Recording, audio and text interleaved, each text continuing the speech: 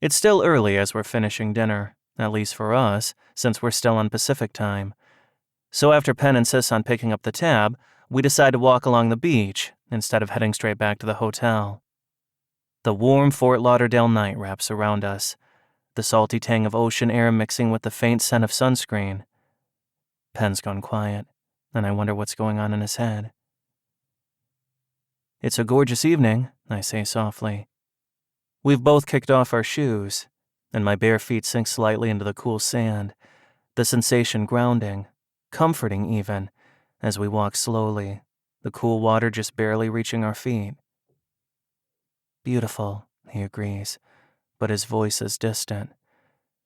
I don't know if I said something wrong or if he's gone quiet for some other reason. But I know talking about families isn't easy, and it sounds like Penn deals with a lot of expectations from his family. The rhythmic ebb and flow of the waves is calming. I'm struck with a crazy urge to reach out and grab Penn's hand as we walk side by side.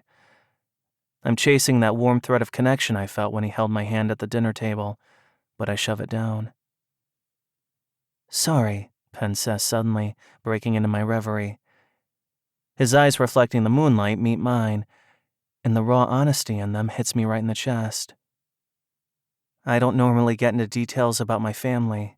He shakes his head.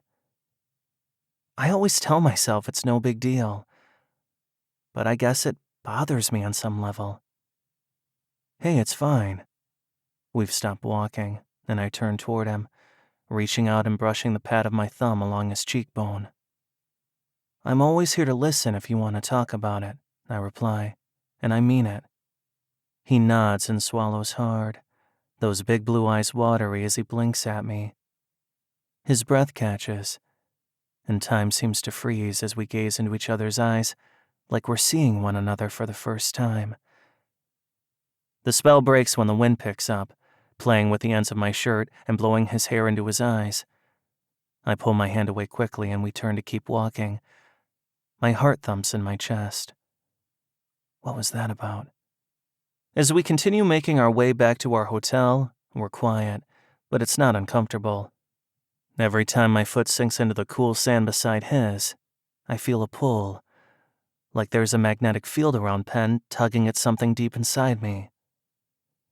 The spacious hotel room feels smaller as we step inside. Something has shifted between us, and I don't know how to get back to where we were. I don't even know if I want to. I know I need to turn away, to go into my room, but the pull toward Penn is impossible to resist, and I get stuck in place, unable to move in either direction.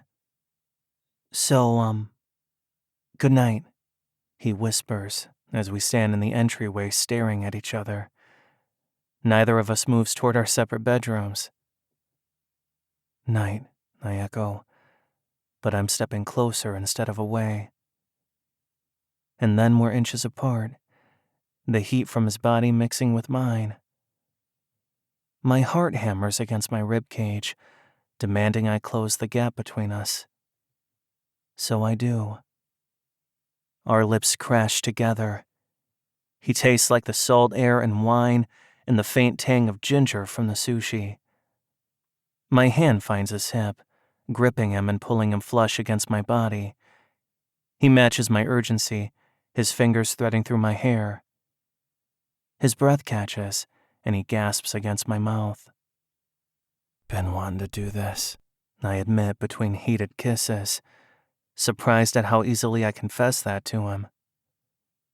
Me too, he whispers, and it's all the encouragement I need. The world seems to shrink down to just us, to just this one hotel room on this one beach. The rest of the world falls away.